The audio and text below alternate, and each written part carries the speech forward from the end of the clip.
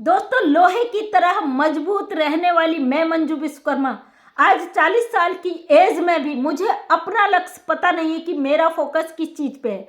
आज का वीडियो उन कमजोर, डरपोक, बुजदिल लोगों के लिए जो अपने जीवन के फैसले लेने के लिए 1000 बार सोचते हैं। डर अंदर बैठ जाता है कि अगर मैं ये चीज करूंगा कहीं मुझे नुकसान तो नहीं होगा, अगर मैंने ये चीज किया कहीं मुझे इसका खामियाजा तो नहीं भुगतना पड़ेगा, कहीं मैं हार का मुंह तो नहीं देखूंगी, कहीं ऐसा तो ना हो जिंदगी में ये काम करने के बाद मेरी और मुश्किलें बढ़ जाए।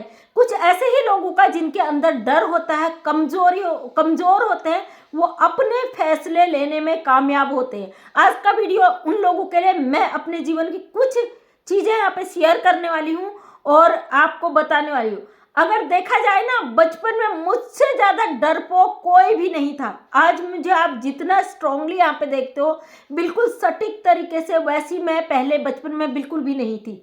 अगर मैं कुछ चीज करूंगी, मुझे कोई भी चीज मान लीजिए मुझे स्कूल का फीस पे करना है और मेरे पास आज मेरे घर में कह दिया जाए भाई फीस पे करने के लिए नहीं है और कल उसकी ये या 4 दिन बाद उसकी लास्ट डेट है, तो मैं उस दिन से टेंशन इतना लेती थी दिमाग में कि पता नहीं कैसे होगा। कोई भी वर्क होता मेरा 2 दिन बाद कंप्लीट करना होता था, उस टेंशन में मैं 2 दिनों तक सो नहीं पाती थी।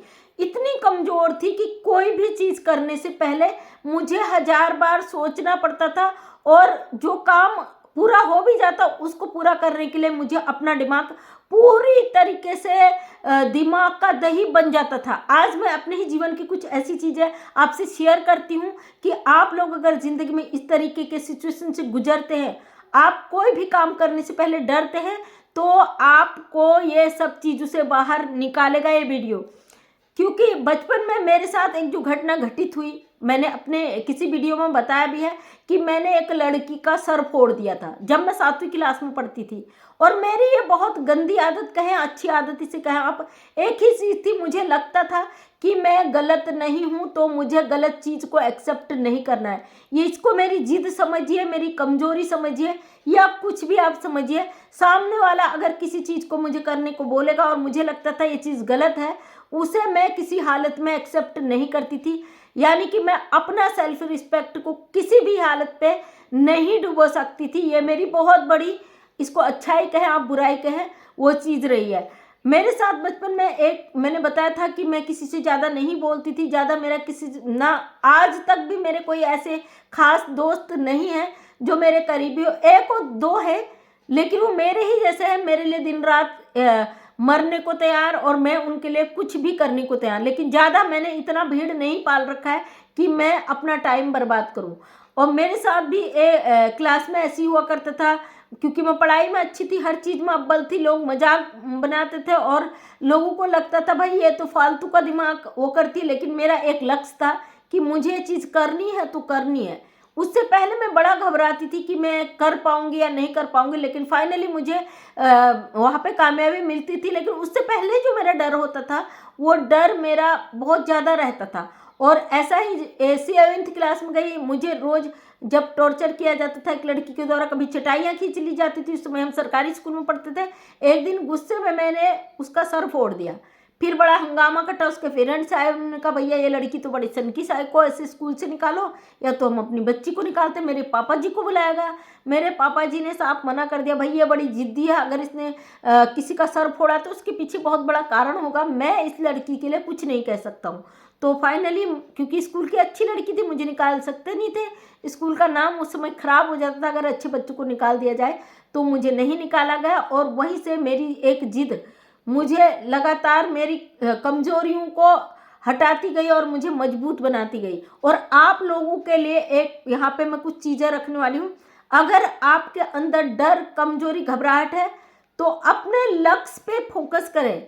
हम ऐसा कहते हो, आप जिस लक्ष्य पे फोकस करते हो ना, अगर वहाँ पे आपकी निगाह है पूरी तरीके से, आपको पता है आपको उस लक्ष्य को भेदना है, तो आपको प्रैक्टिस करनी पड़ेगी।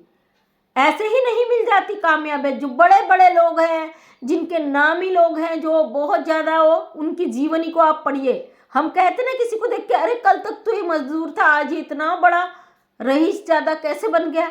उस समय सोशल मीडिया नहीं होती थी, लोग अपने लक्ष्य पर फोकस करते थे, वहां तक पहुंचकर दिखाते थे। आज सोशल मीडिया के थ्रू लोग तुरंत कामयाबी हासिल कर ले रहे हैं और लक्ष्य तक पहुंच जा रहे हैं, लेकिन उस वाले लक्ष्य की मैं बिल्कुल भी बात नहीं कर रही हूँ। अगर आपको जीवन में आगे बढ़ना है तो अपने लक्ष्य, अपने गोल पर फोकस करिए, उस पर डेली निशाना साधिए कि आपको वहां पर पहुंचना है। अगर आप पहले डिसाइड कर लेंगे कि वहां पहुंचने से पहले कहीं रास्ते में ऐसा ना हो, ऐसा ना, ये नेगेटिव विचारधारा आपको बहुत ज़्यादा डाउन कर देती है। अगर आपको स्ट्रांगली आगे बढ़ना है तो डेली प्रैक्टिस करनी है। जैसे एक स्टूडेंट पढ़ता है, 1 साल प्रैक्टिस करता है, फाइनली उसका जो फाइनल एग्जाम आता है उसमें टॉप कर जाता है। उस तरीके से अपने गोल पे आपको फोकस करना है। खासकर आज का जो मोटिवेशन है एक महिला के लिए देना चाहती हूँ, मैं ज़्यादातर बहनों के लिए बोलती हूँ। एक हाउसवाइफ अपने को कमज़ोर समझती है और सोचती मैं ये चीज़ नहीं कर पाऊंगी घर के साथ साथ। मैं एक ऐसा एग्जाम्पल हूँ। मैंने क्षेत्र पंचायत, एक राजनीतिक क्षेत्र छोड़ा, एक मैंने जॉब छोड़ी सरकारी, मैंने प्राइवेट कई जॉब करके छोड़ी। मुझे आज तक ये नहीं पता कि मेरा लक्ष्य क्या है। मल्टी पर्पज कहते हैं ना, कि मुझे मेरा खुद का डिसाइड नहीं था कि मुझे क्या बनना है। जब मैं अच्छी थी पढ़ाई में, लोग कहते थे आप क्या बनोगी, एक पल में मैं कहूँगी कि भाई मुझे डॉक्टर बनना है, फिर दूसरे ही पल मेरी विचारधारा बदल जाती थी। तीसरे ही पल जब दूसरी कोई चीज़ होती थी मेरा दिमाग उस साइड चले जाता था। आज भी यही चीज़ है, लेकिन मैंने हर क्षेत्र में सफलता पाई है। मैंने कभी भी काम को छोटा बड़ा नहीं समझा और मैंने हर उस जिस चीज़ पर भी मैंने हाथ डाला उसे मैंने हासिल करके छोड़ा। मैंने 2007 में बीएड किया और उत्तराखंड से मैं टॉपर भी रही हूँ। और 2019 में, क्योंकि मैं एक हाउसवाइफ थी, घरेलू चीज़ों में फंस गई थी और घर में मैंने 2 जानवर भी पाले थे, मेरे साथ बच्चे भी थे। हस्बैंड की ड्यूटी ऐसी थी कि 24 घंटे ड्यूटी, कब घर आ जाए कब चले जाए, उनका जो मेंटेन होता है कैसे मुझे करना है, तो मानसिक रूप से प्रेशर बहुत ज़्यादा रहता। उस हालात में जब मैं नहीं कर पा रही थी, अपने जो टेट क्लियर करना था मुझे बीएड के बाद, वो मैं नहीं कर पा रही थी, तो मेरी ही बेटी, कहते ना अपना खून का असर खून में होता, मेरी एक बेटी ने मुझे जलील कर दिया। कि जब मैंने इसको पढ़ाई के लिए जिद करी तो उसने मुझे एक ऐसा शब्द कह दिया कि आपने क्या किया, आपके पास डिग्रियों का ढेर है। उसकी वही जिद मेरा जुनून बन गई। उस जुनून से मैंने, क्योंकि मेरे पास 2 जानवर थे और मैं उनका भी खुद करती थी, मेरे पास केवल उनका गोबर, चारे के लिए नौकर था, उसका दूध निकालना, बाकी उनकी सब सेवा करना मैं खुद करती थी। तो उसके साथ साथ मैंने एक लक्ष्य, वो चीज़ मेरे दिमाग में घर बना गई। कभी कभी कहते हैं ना, कोई चीज़ अगर बुरी कोई करे तो अच्छा ही होता है। मेरी बेटी के वो शब्द मेरे अंदर तक झकझोर करके, कि इतना कुछ डिग्रियों का ढेर होने के बाद मैं आज अपने बच्चे के हाथों जलील हो रही कि आपने टैट नहीं निकाल पाया, क्योंकि मैं 3 बार एक नंबर से टैट में रह गई थी। और उसका कारण मेरे बच्चे ही थे, क्योंकि उनकी देखभाल करने के चक्कर में मैं अपनी पढ़ाई कंप्लीट नहीं कर पा रही थी। 2019 की बात है। 2019 में मैंने किसी को भी नहीं बताया, लेकिन अपने लक्ष्य पे फोकस किया। मुझे टैट निकालना था और मेरे आगे बहुत बड़ा एक चैलेंज था कि मुझे अपना घर भी देखना, अपने बच्चे भी देखने, अपने हस्बैंड को भी देखना है, अपने जो जानवर है उनको भी देखना, उन जानवरों का दूध निकाल के जहाँ जहाँ जाता उतनी जगह डिवाइड करके मुझे भेजना है और उसके बाद पूरा डेली का रूटीन सेटअप करना है। मेरे पास टाइम नाम की कोई चीज़ नहीं थी। हाँ, उस समय मैं सोशल मीडिया पे नहीं थी, तो मैं अपने टाइम को फिक्स कर सकती थी। सुबह 4 बजे से लेके रात के 10-11 बजे तक का मुझे सांस लेने का टाइम नहीं था, क्योंकि मुझे सब कुछ मैनेज करने के बाद, मेरी उस समय 2 बेटियां थी, उनको बेटा भी मेरा हो चुका था, तो मुझे सब कुछ सेट करके अपने लिए टाइम निकालना था कि मैं कैसे अपने एग्जामिनेशन की तैयारी करूं। और टेट बहुत ज़्यादा हार्ड, वो निकाल पाना इस एज में बहुत ही मुश्किल था, लेकिन वो शब्द जो मेरे दिमाग में और दिल में घर कर गए थे, कहीं ना कहीं मुझे उन पे आगे निकलना था।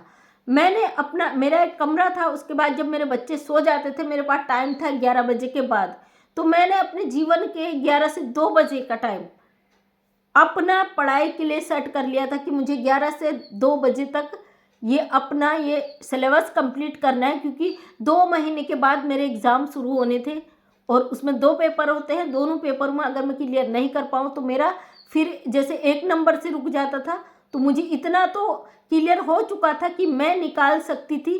केवल 1 नंबर से रुकना कोई इत्तेफाक नहीं था, ये मेरी अपनी गलती थी। और जब हम अपनी गलतियों को एक्सेप्ट कर लेते हैं ना, तो जीवन में हम कुछ भी हासिल कर लेते हैं।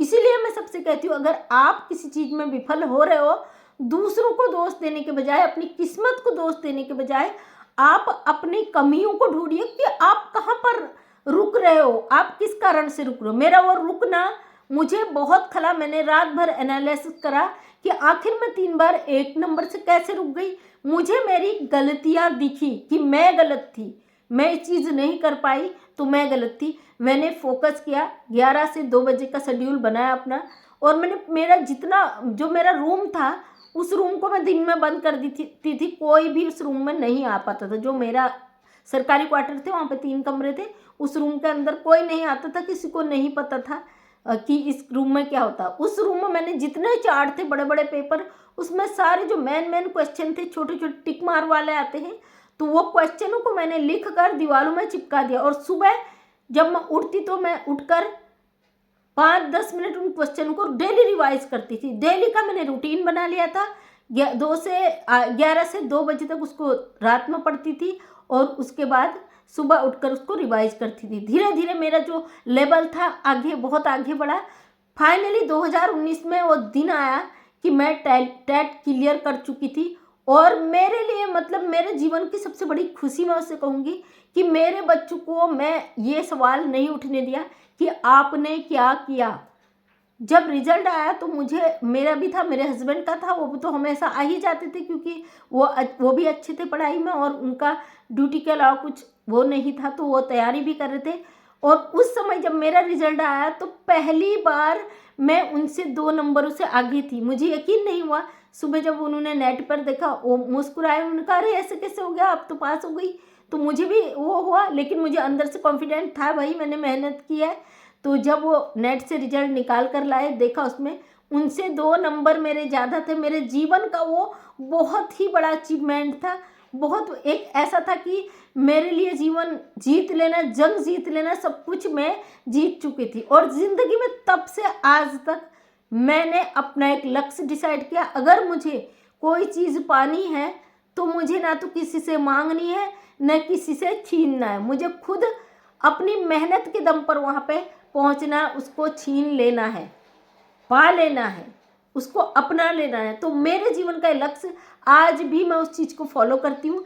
अपने जीवन में ऐसी चीज़ जो मुझे चाहिए, मैंने उसके लिए दायरे बनाए हुए, उसके लिए मैं किसी से नहीं मांगती हूँ। आज भी मैं एक गवर्नमेंट सर्वेंट की वाइफ हूँ, अच्छी खासी सैलरी उनकी है, लेकिन उसके बावजूद मैं उनसे 1 रुपया नहीं मांगती हूँ, क्योंकि मुझे पता है मैं ये चीज़ कर सकती हूँ। और मैं जानती हूँ इंसान को आगे बढ़ने के लिए पैसा ज़रूरी होता है, लेकिन पैसे के साथ साथ उसका लक्ष्य, उसका मोटिव ज़रूरी होता है। अगर आपका लक्ष्य है ना, आपको कोई चीज़ पानी है, तो अपने आप को बदलना होगा। कोई चीज़ चलकर आपके पास नहीं आती है। और सबसे बड़ी बात, आप सफल होना चाहते हो जिंदगी में, जलना, दूसरों से ईर्ष्या करना, दूसरों से नफरत करना, दूसरों को देखकर वो चीज़ फॉलो करना छोड़ दीजिए।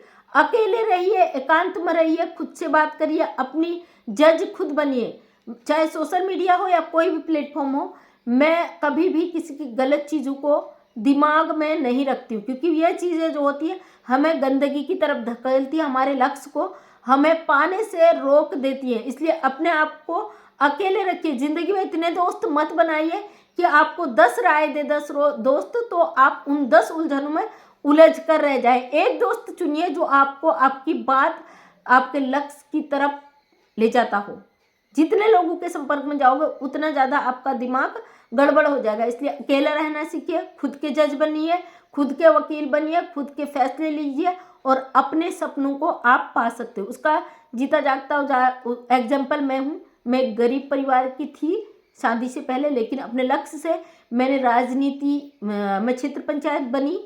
21 साल की उम्र में मैंने इलेक्शन फाइट किया, उसमें मैंने जीत हासिल की, और मैंने हर क्षेत्र में एक टॉपर का लेवल हासिल किया।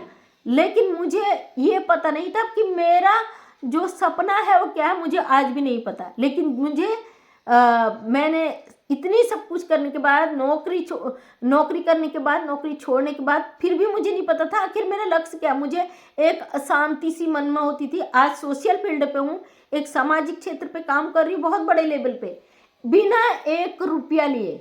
लेकिन मेरे अंदर इतना सुकून है कि भाई वो जो उतने लोगों की जो दुआएं हैं, उतनों के जो आशीर्वाद है ना, मुझे करोड़ों का जो दौलत है वो दे देते हैं। वो सुकून से बढ़कर कुछ नहीं है दुनिया में, ये मेरा मानना है। तो दोस्तों, जो लोग परेशान होते हैं, दुखी होते हैं कि हमने जीवन में कुछ नहीं किया, हर इंसान के अंदर एक काबिलियत होती है। अपनी उस काबिलियत को अपना जुनून बनाइए, अपना लक्ष्य बनाइए। गलत चीज़ों पे फोकस करने के बजाय अपने उस एक लक्ष्य पे फोकस कीजिए। ज़िंदगी में आपको कोई नहीं तोड़ सकता, आपको पीछे कोई नहीं कर सकता। अगर आप 10 लोगों के चक्रव्यूह में पड़ोगे, अपने फैसले दूसरों के अनुसार लोगे, तो कभी भी कामयाब नहीं बन पाओगे। इसलिए जीवन में अगर अपने लक्ष्य को फोकस करना है तो अपने खुद के फैसले लेना सीखिए। पेरेंट्स भी एक तरफ, हस्बैंड भी एक तरफ, बच्चे भी एक तरफ। आप अपने फैसले लेने में सक्षम होने चाहिए। सेल्फ रिस्पेक्ट से बढ़कर कुछ नहीं है दुनिया में।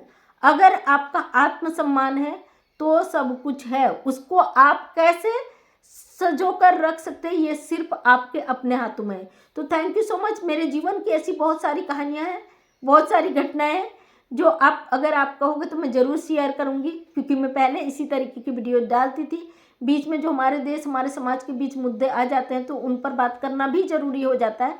इसलिए डेली सुबह 8 बजे आपके लिए लेके आऊँगी मोटिवेशनल वीडियो, क्योंकि मेरे पास बहुत सारे लोगों की डिमांड आई थी, लेकिन बीच में ट्रेंडिंग पे आ जाता है और चीज़ें, तो उन चीज़ों के चक्कर में मेन चीज़ों को मेरे रह जाते। तो थैंक यू सो मच सभी का, धन्यवाद दिल से। मैं मंजू विश्वकर्मा, हल्द्वानी उत्तराखंड से एक समाज सेवक को अपने वीडियो के माध्यम से मैं सच को सामने रखने की कोशिश करती हूँ। उम्मीद करती हूँ वीडियो पसंद आया होगा। अगर पसंद आया तो लाइक, शेयर, कमेंट करें। नेक्स्ट टाइम मेरा वीडियो देखना चाहते तो चैनल को करें subscribe. Thank you so much सभी का, दिल से धन्यवाद।